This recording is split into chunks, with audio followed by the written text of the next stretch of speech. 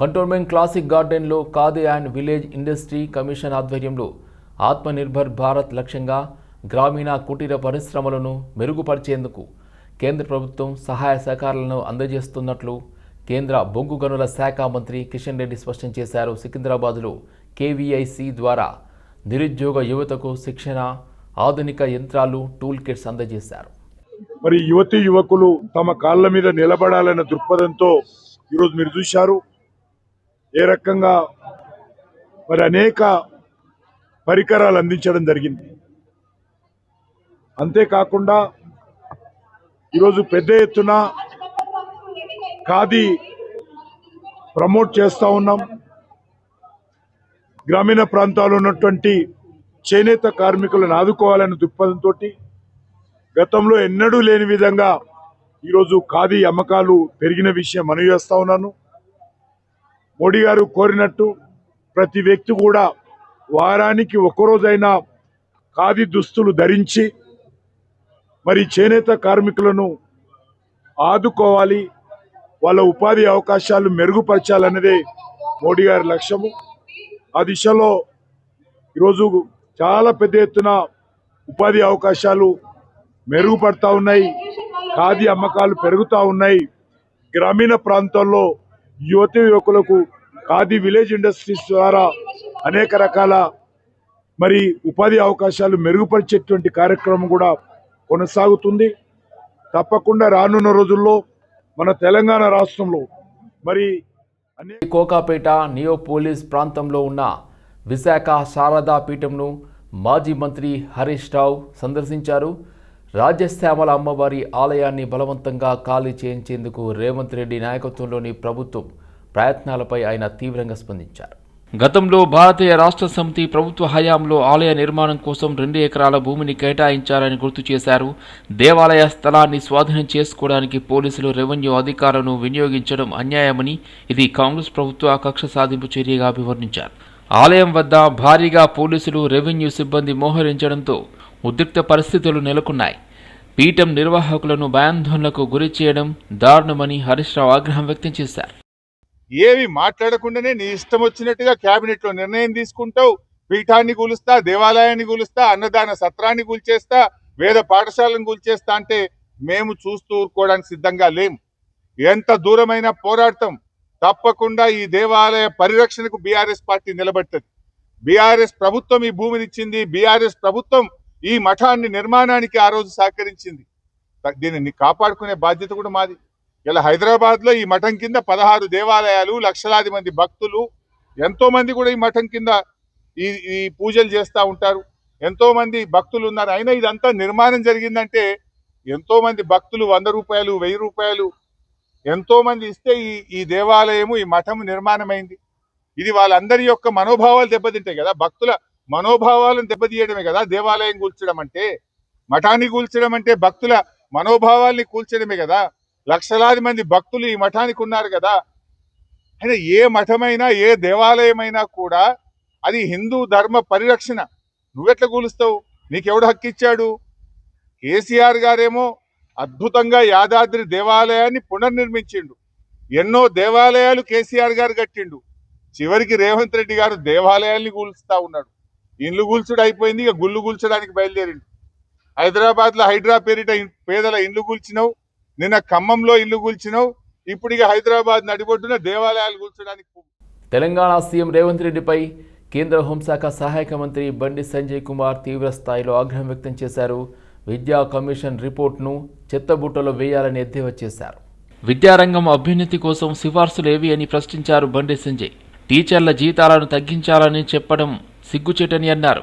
విద్యావేత్తలు లేని విద్యా కమిషన్ ఇదని విమర్శించారు.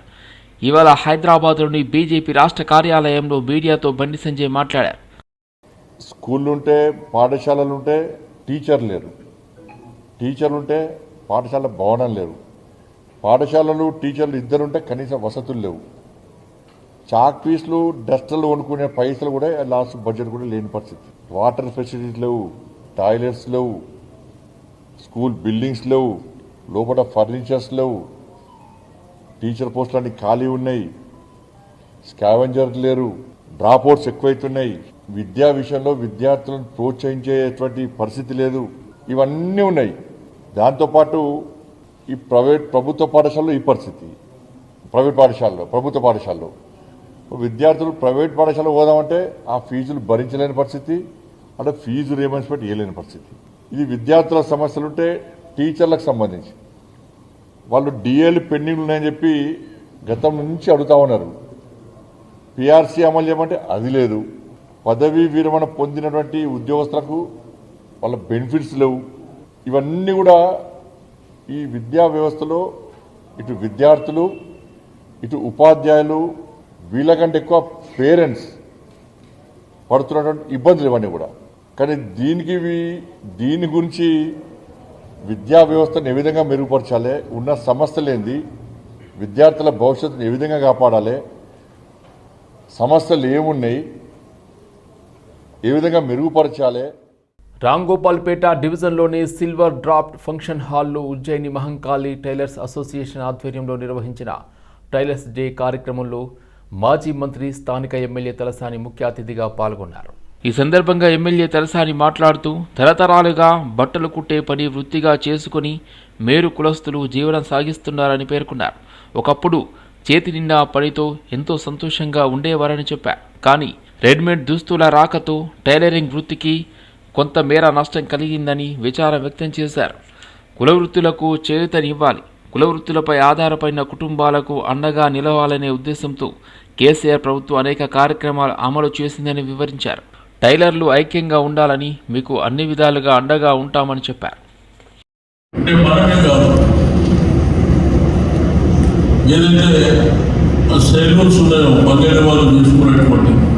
అది కూడా ప్రైవేట్ వాడు ఎవరో చేస్తాం. ఈ విధంగా ఏంటంటే ఆ దెబ్బ అనేది కుటుంబాల మీద పెద్ద భారంగా పట్టినటువంటి సందర్భాలు. సరే, కేసీఆర్ గారు ఒక ప్రయత్నం చేశారు. కుల సంఘాలను మనం ప్రమోట్ చేయాలి, వాళ్ళ ఆర్థిక బాధలు ఉన్నారు, వాళ్ళ ఇబ్బందులు ఉన్నారు, ఆ ఇబ్బందులను దూరం చేయాలనేటువంటి ఒక ప్రయత్నం జరిగింది. బట్ ఇప్పుడు చూస్తే మనకు అసలు పని దొరికే పరిస్థితి కూడా చాలా తగ్గిపోయినటువంటి సందర్భం. రెండోది, జనరల్ బజార్, మార్కాలి స్ట్రీట్ అన్ని ప్రాంతాలలో ఈ ప్రైవేట్ ఏవైతే బట్టల షాపులు ఉన్నాయో, పెద్ద పెద్ద షాపు, వాళ్ళు కూడా మీద కమిషన్ తీసుకొని ఇష్టం ఉన్నట్టు మరి వాళ్ళు కూడా ఇబ్బంది పెట్టేటువంటి పరిస్థితులు ఉన్నాయి. సీనియర్నేమో ఇప్పుడు చెప్పిన చూడాలి, 2 ఏళ్ళైనాక మన గవర్నమెంట్ వస్తుంది. గవర్నమెంట్ వచ్చినాక ఏదైతే జనరల్ బజార్, మార్కాలి స్ట్రీట్ ఈ చుట్టుపక్కల ప్రాంతాల వాళ్ళు ఎవరైతే ఉన్నారో వాళ్ళందరినీ పిలిచి ఒక మీటింగ్ ఏర్పాటు చేసి మీ సమక్షంలో అవన్నీ అఫీషియల్గానే గవర్నమెంట్ పరంగానే ఫైనల్ చేస్తాం. ఇప్పుడు చెప్పిన వాళ్ళు డ్రామాలు చేస్తారు. ఇప్పుడు మీ పని మీ కడప మీద కొట్టినట్టు అవుతుంది. మనం ఇప్పుడు పిలిచి చెప్పిన వరకు మంచిదన్నారు. దర్శనానికి వచ్చిన రజకుల దంపతుల పసిపాప మృతికి కారకులైన వారిని వెంటనే కఠినంగా శిక్షించాలని బీసీ సంక్షేమ సంఘం జాతీయ ప్రధాన కార్యదర్శి, మాజీ additional public prosecutor Banala Ajay Kumar హైదరాబాద్లో విలేకరుల సమావేశంలో డిమాండ్ చేశారు. ఈ ఘటనపైన ముఖ్యమంత్రి రేవంత్ రెడ్డి స్పందించి దోషులను కఠినంగా శిక్షించాలని కోరారు. రాష్ట్రంలో దళితులకు, బీసీలకు భద్రత లేదని, నాగర్ కర్నూలులో పసిపాపపై అమానుషంగా వ్యవహరించారని బానాల అజయ్ కుమార్ ఆవేదన వ్యక్తం చేశారు. బీసీ సంక్షేమ సంఘం జాతీయ అధ్యక్షులు ఎంపీ ఆర్ కృష్ణయ్య, బీసీ సంక్షేమ సంఘం జాతీయ వర్కింగ్ ప్రెసిడెంట్ అరుణ్ బాబు నాయకత్వంలో అన్ని సంఘాలను ఒకటి చేసి మేమందరం ఒకటై ఉద్యమం చేపడితే మీరు ఎక్కడ ఉంటారని ఆగ్రహం వ్యక్తం చేశారు. మరి చాకలి కులానికి చెందినటువంటి అబ్బాయి వాళ్ళు ఇంటర్ క్యాస్ట్ మ్యారేజ్ చేసుకున్నారు. వారు దర్శనం కోసం వెళ్ళినప్పుడు వాళ్ళని దర్శనానికి నిరాకరించి మరి ఆమెపై మరి ఆ సంఘటనలలో అతనిపై బీసీ వ్యక్తిగా అయినటువంటి ఆయనపై దారుణంగా దాడి చేసి దాదాపు 3 గంటలు కొట్టడం జరిగింది. మరి అక్కడ సీసీ ఫుటేజ్లు కూడా ఉన్నాయని చెప్తా ఉన్నారు. మరి ఫస్ట్ అమ్మాయి చిన్న పాపను తీసుకురాలేదన్నారు. ఆ అమ్మాయి మా హస్బెండ్ ని కొట్టొద్దు, మా అత్తయ్యని కొట్టొద్దు అని కాలవేళ పడినా కానీ కూడా మరి చిన్న పాపని చూడకుండా కాలు ముక్తుంటే ఆ చిన్న పాపని కాలుతో దంతే సరే ఇంటర్నల్ ఇంజురీస్ అయ్యి ఆ పాప మృతి చెందడం జరిగింది. ఇది అగ్రవర్ణాల అహంకారానికి నిదర్శనం. ఈరోజు చిత్తశుద్ధి లేని ఈ ప్రభుత్వం రాష్ట్రంలో బీసీలపై, ఎస్సీలపై, ఎస్టీలపై దాడులు జరుగుతూ ఉంటే ఏమాత్రం ఈ సీఎం రేవంత్ రెడ్డి కానీ అతని మంత్రివర్గంలో ఉన్నటువంటి వాళ్ళు కానీ ఏమాత్రం స్పందించడం లేదు. అంతేకాకుండా అక్కడ జరిగిన సంఘటనను మరి పోలీస్ డిపార్ట్మెంట్ కూడా వీళ్ళు పోయి ఇచ్చిన కంప్లైంట్ పక్కకు పెట్టేసి మరి 19వ తారీఖు నాడు వీళ్ళు కంప్లైంట్ ఇవ్వడం జరిగింది.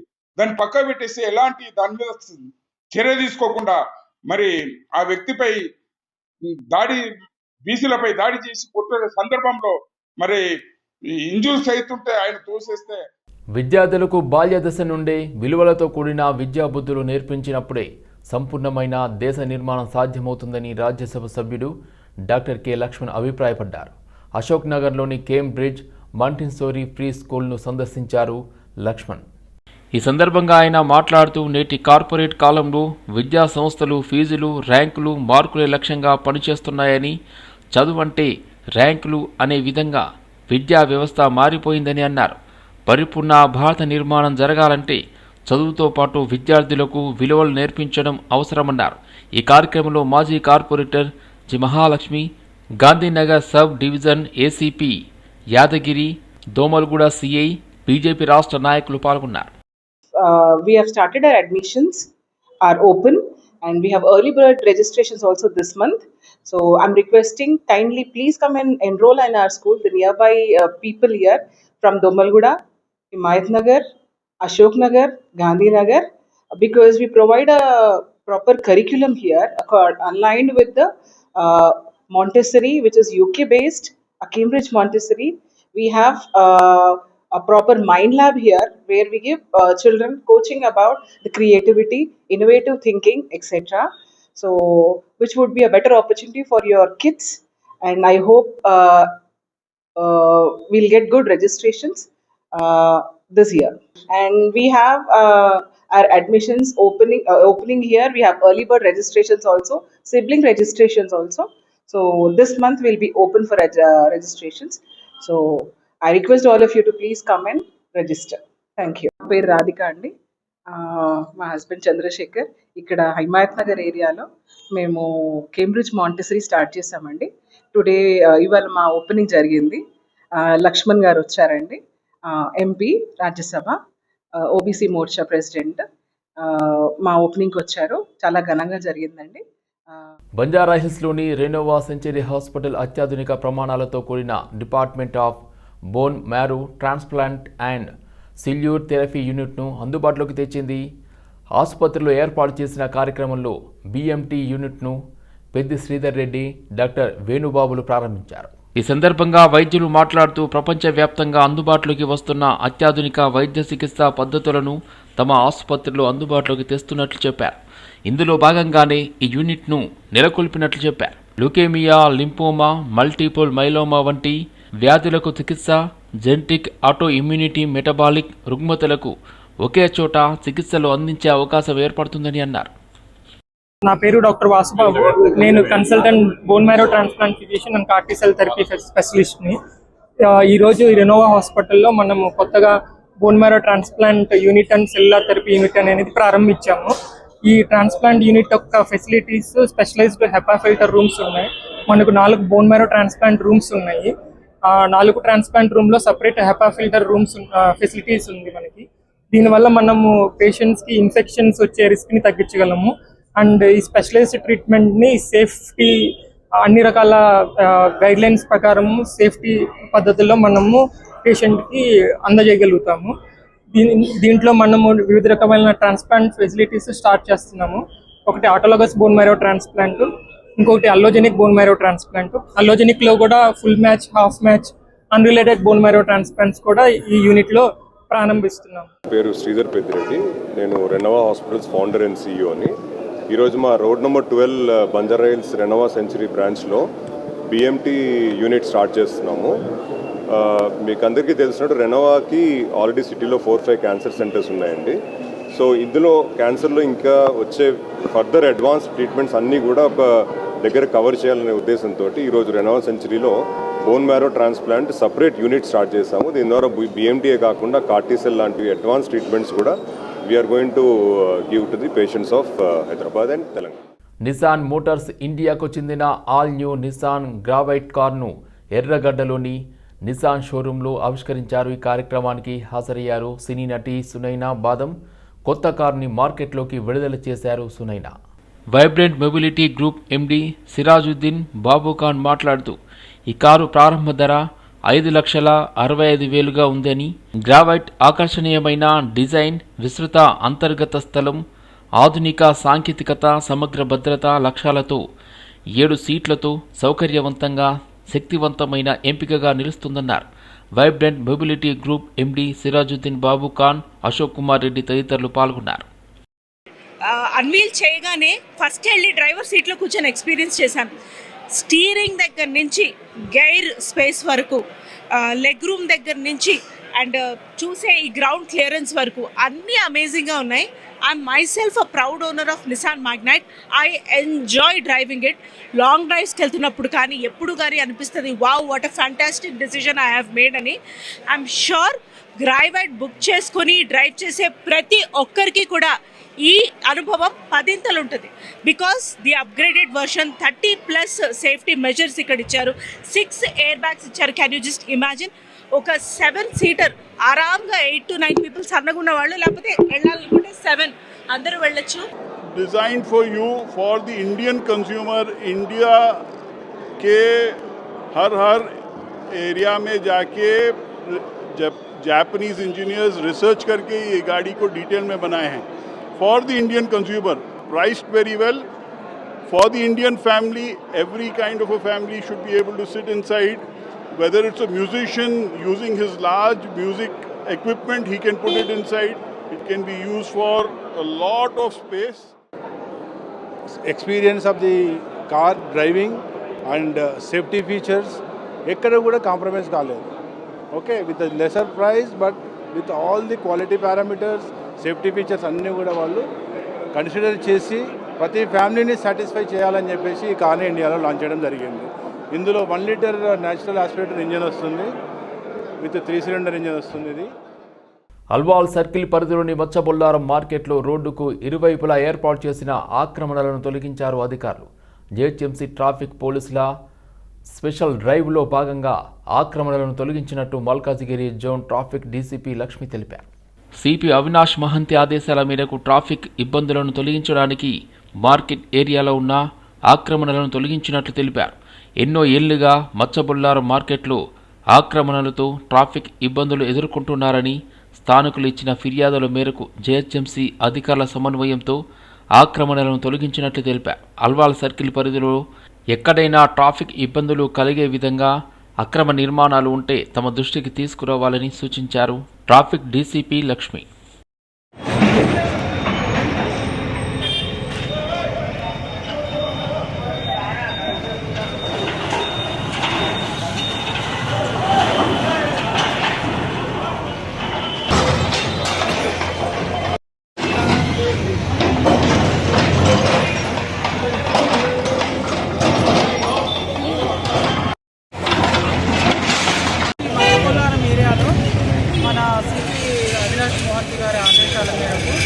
అదేవిధంగా మా డీసీపీ గారు ఆజ్ఞా ప్రకారం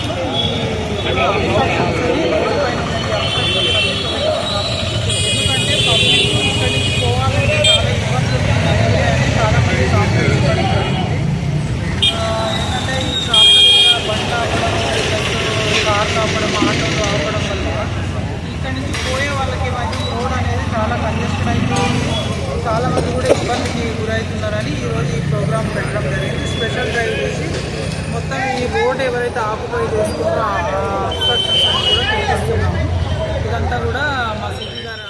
గ్రేటర్ హైదరాబాద్ పరిధిలో వరుసగా ఒక వర్గం వారు హిందువులపై దాడులు జరుపుతున్న నేపథ్యంలో ఇటీవల నాగోల్లో మొబైల్ సెంటర్ నిర్వాహకుడు కదీర్ సాయి కిషోర్పై దాడి చేసిన విషయం తెలిసిందే. కాగా నిన్న రాత్రి హిందూ క్యాబ్ డ్రైవర్ సురేష్ తన కారుపై జై శ్రీరామ్ అని రాసుకున్నప్పుడు కేవలం హిందువు అని టార్గెట్ చేసి ఒక వర్గానికి చెందిన యువకుడు దాడి చేశాడు. హిందూ అని టార్గెట్ చేసి ఒక వర్గానికి చెందిన యువకులు దాడి చేసి సంఘటన ఎల్బీ నగర్ పోలీస్ స్టేషన్ పరిధిలో చోటు చేసుకుంది. ఈరోజు బీజేపీ రాష్ట్ర కార్యవర్గ సభ్యులు మహేశ్వర నియోజకవర్గ BJP in charge Andela Sriramulu LB Nagar police స్టేషన్ను ముట్టడించి నిరసన తెలిపారు. జేహెచ్ఎంసీ మాజీ కార్పొరేటర్లు, బీజేపీ రాష్ట్ర నాయకులు, హిందూ సంఘాల నాయకులు పెద్ద సంఖ్యలో పాల్గొని నిరసన వ్యక్తం చేశారు.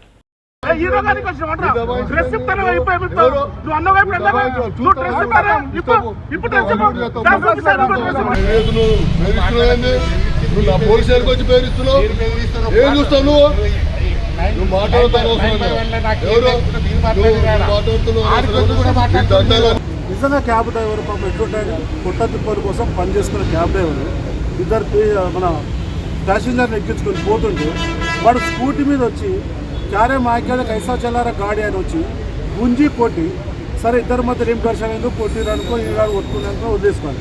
కానీ పక్కనే పోయి 20-30 మంది ఒక ముస్లింలను తీసుకొని వచ్చి ఖాతాలను తీసుకొని రోడ్ బ్లాక్ చేసి, ఎంత ధైర్యం, 20-30 మందిని తీసుకొని వచ్చి ఆ కారును ధ్వంసం చేసి, ఆ కారు మీద ఏంటంటే ప్లాట్ చేసే పాపం ఏంటంటే జై శ్రీరామ్ అని రాసుకోవడం పాపం చేసింది. ఆ జై శ్రీరామ్ అని ఉన్నందుకే ఆ కారు అద్దాలు వాళ్ళ కొట్టిరు, ఆ ప్లాట్ కొట్టడం కూడా అదే. కారును ఉచ్చిలుగా అంటారు, తెలంగాణ భాషలో చెప్పేది ఉచ్చిలుగా అంటారు. దానికి మన పోలీసులు మద్దతు పలుకుతారు. వాళ్ళ ఇల్లీగల్ యాక్టివిటీస్, క్రిమినల్ యాక్టివిటీస్ రోజు రోజుకి పెట్టరేగిపోతున్నాయి. ఈ ఎల్బీ నగర్ లా ఈ లింగోజిగూడ పార్ట్, ఎన్టీఆర్ నగర్ లేకపోతే ఈ పార్ట్ల కారణము అర్థమైతలేదు. మరి పిఎస్ కి కుతవే దూరంలో ఉన్నారు, వాళ్ళకి అంత ధైర్యం ఏడికేం చేస్తుంది? ఏదన్నా చెప్పాలి, సమాధానం చెప్పాలి, తీయాలి అని అంటే ఎంతసేపు మాకు హిందువులను, హిందూ కార్యకర్తలను హిందూ గుళ్ళ కాడ ఈడాడని సంజాయిస్తున్నారు, కేసులు బుక్ చేస్తున్నారు, ధమ్కీలు ఇస్తారు. ఇంకేమనంటే సంగతి చూస్తామని ధమ్కీలు ఇస్తారు. ఏం చూస్తారు? చట్టం అందరికి ఒకటే చట్టం, అందరికి ఒకటే చట్టం. వికారాబాద్ పట్టణంలో విషాద ఘటన చోటు చేసుకుంది. పట్టణంలోని గంగారం సాయిబాబా కాలనీలో నివాసం ఉంటున్న ఓ మహిళ పోలీస్ కానిస్టేబుల్ ఆత్మహత్యకు పాల్పడిన ఘటన స్థానికంగా తీవ్ర కలకలం రేపింది. ఈ ఘటనపై సమాచారం అందుకున్న పోలీసులు వెంటనే సంఘటన స్థలానికి చేరుకుని దర్యాప్తు ప్రారంభించారు. మృతదేహాన్ని పోస్టుమార్టం నిమిత్తం ప్రభుత్వ ఆసుపత్రికి తరలించారు. సిఐ రఘుకుమార్ మాట్లాడుతూ మృతురాలు సూసైడ్ లెటర్ రాసి ఆత్మహత్య చేసుకున్నట్టు తెలిపారు. దారూర్ పోలీస్ స్టేషన్లో రైటర్గా పనిచేస్తున్న దివ్య సూసైడ్ లెటర్లో నా చావుకు ఎవరూ కారణం కాదు, నాన్న లేకపోవడం వల్లే మనకు ఇన్ని బాధలు అని పేర్కొన్నట్లు సిఐ వెల్లడించారు. ఈ ఘటనపై కేసు నమోదు చేసి పూర్తి స్థాయి దర్యాప్తు కొనసాగిస్తున్నట్లు పోలీసులు తెలిపారు. మహిళా కానిస్టేబుల్ ఆత్మహత్యతో కుటుంబ సభ్యులు, సహచరులు మరియు కాలనీ వాసులు తీవ్ర విషాదంలో మునిగిపోయారు. పేరు రఘుకుమార్, వికారాబాద్ టౌన్ ఇన్స్పెక్టర్ని. ప్రస్తుతం మనం గంగారం విలేజ్లో ఉన్నాం. ఇక్కడికి రావడానికి ముఖ్య కారణం ఏంటంటే ఈరోజు దారూర్ పిఎస్లో పనిచేస్తున్నటువంటి రైటర్ దివ్య గారు సూసైడ్ చేసుకొని హ్యాంగింగ్ చేసుకొని చనిపోవడం మా దృష్టికి వచ్చింది. ఇక్కడికి వచ్చిన తర్వాత చూసినట్టయితే ఆమె చున్నీకి తన గొంతు బిగించుకొని వేలాడే కింద కాలాన్ని చనిపోయినట్టు తెలుస్తూ ఉంది. ఆమె మరణానికి గల కారణాలు ఇప్పటిదాకా తెలియలేదు. ఆమె ఫోన్ రికవరీ చేసుకున్నాం. వాళ్ళ ఫ్యామిలీ వాళ్ళతో మాట్లాడి వాళ్ళు వచ్చే పిటిషన్ మీద ఎంక్వైరీ చేసి ఆమె చావు గల కారణాలు వెతికి ఆమెకు న్యాయం తెలియజేస్తున్నాం. ఆమె సూసైడ్ లెటర్ రాసింది. దాంట్లో ఎవరి పేరు కానీ ఎలాంటి ఆరోపణ చేసుకొని రాయలేదు. కేవలం అమ్మ నాన్నకు క్షమించండి, నాన్నకు క్షమించండి, నాన్న లేకపోవడం వల్లే మనకి బాధలు కష్టాలు, నా చావులో ఎవరికి ఎందులో ఎలాంటి అది లేదు, నా వాళ్ళని నెనపోతుంది, నేను నా చావుకు ఎవరు కారణం కాదు అని చెప్పింది. ఫ్రెండ్స్ కదా, అందరు కొలీగ్స్ ఒకటే దగ్గర ఉంటారు. కామన్ గా మాట్లాడింది ఇప్పుడు ఫోన్లు కూడా మాట్లాడుతుందా అంటే ఫోన్ మాట్లాడంటే నువ్వేమన్నా తెలుసా, నువ్వు ఇంకా మీకు సంబంధం లేదు. ఆయన సిటీలో 2 years నాకు డిఎస్పీ రైటర్ గా వర్క్ చేసిండంట. తర్వాత ఏవో ఎగ్జామ్ రాసి హైదరాబాద్ లో అనలిటికల్ ఆఫీసర్ అని చెప్పింది. మా చెల్లెలు ఏం లేదు, ఫస్ట్ ఆమె అయితే ఫోటో అయితే చూపించింది మాకు, మాకు చెప్పే అక్క నచ్చితే చేసుకుందాం అంటే నేను అబ్బాయి ఏం మనోడు తెలియదు. ఇంకోటి నువ్వు స్టాండ్ తీసుకుంటావా లేదా దివ్య, మీ వాళ్ళు వద్దు అంటే నన్ను నచ్చకుంటే నువ్వు స్టాండ్ తీసుకుంటావా లేదా అని కూడా నాకు చెప్పింది. అంటే నువ్వు దివ్య స్టాండ్ తీసుకుంటావు అంటే మంచిగా స్టాండ్ తీసుకోరా, బాగా లేకుండా నీ లైఫ్ రిస్క్ చేసుకోకు, చూస్తున్నావు బయట సమాజం ఎట్లుంది అన్నీ తెలుస్తుంది నీకు, నువ్వు టెన్షన్ పడకు, మంచిగా ఉంటేనే స్టాండ్ తీసుకున్నావు, లేదక్క ఊరికే ఫోన్ చేసి